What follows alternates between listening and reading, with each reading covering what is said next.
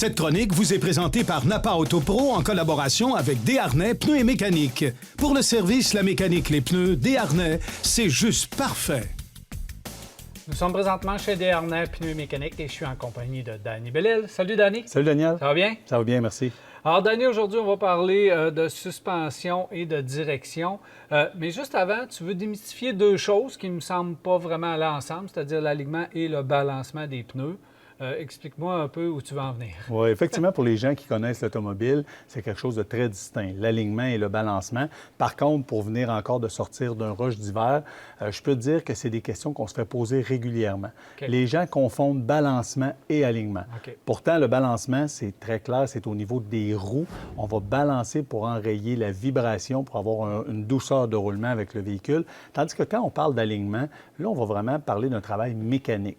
Donc, on parle de la géométrie des roues pour que votre véhicule se comporte bien sur la route, que le véhicule ne tire pas à gauche ou à droite. Puis ça demande une manipulation mécanique. Donc, on se doit d'ajuster certaines pièces mécaniques pour venir à bout de faire un alignement correct. Et sauver des pneus qui coûtent évidemment très cher et qui peuvent s'user très vite si vraiment l'alignement est vraiment un problème. Effectivement. Puis l'alignement, ça fait foi de tout. Les gens qui investissent des sommes quand même assez considérables au niveau des pneus devraient toujours jumeler ça avec un alignement pour s'assurer de un peu préserver leur investissement qu'ils viennent de faire au niveau des pneus. Maintenant, on va parler de suspension, direction, tout ça, surtout pour l'avant, c'est vraiment dans le même coin et il y a des composantes un peu qui chevauchent une et l'autre. Et bien sûr, d'amortisseur, parle-moi un peu justement de l'importance de vérifier sa suspension. Je trouvais ça important qu'on aborde ce point-là dans cette chronique-là aujourd'hui, Daniel, pour une raison très simple. Quand on arrive puis on fait un alignement, ou on recommande un alignement à un client, on commence par faire une vérification des pièces mécaniques. Si on a, exemple, un bearing de roue qui gronde, c'est perceptible, c'est facile à montrer au client. Si on a des pièces de direction qui sont lousses, c'est assez simple de demander au client de venir voir puis de lui montrer qu'il y a un embout de direction ou peu importe la pièce qui a un lousse au niveau de cet embout-là. Les pièces mécaniques où on a un peu plus de difficulté à démontrer au client, c'est au niveau de la suspension. C'est ça, si on a un ressort de cassé, on s'entend, c'est simple. Mais quand on arrive avec une suspension qui commence à s'affaisser, les seules façons de voir ça, c'est quoi? C'est soit au niveau du pneu et de l'aile, qu'on trouve que notre véhicule s'affaisse un peu plus, ou la bonne vieille façon d'appuyer sur le capot, vous avez les amortisseurs, voir si on a un rebondissement qui est trop prolongé ou ces choses-là. Par contre, je trouve que c'est très important d'en parler pour une raison très simple. Les gens gardent de plus en plus leur véhicule.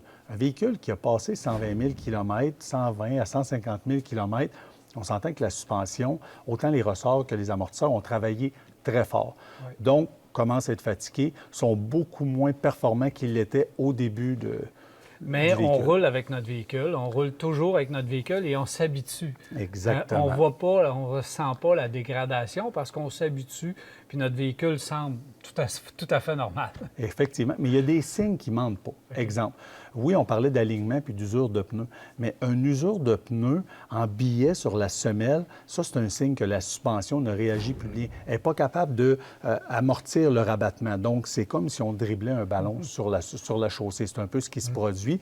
Autre chose importante, c'est que quand la suspension est fatiguée, quand la suspension arrive à sa fin de vie, c'est qu'on va venir solliciter davantage les autres pièces mécaniques. Ça, c'est un signe pour le client. Le client, il dit, il me semble que je change mes freins régulièrement. Bien, monsieur, le véhicule a 150 000 km, on n'a jamais changé votre suspension. Qu'est-ce qui se produit?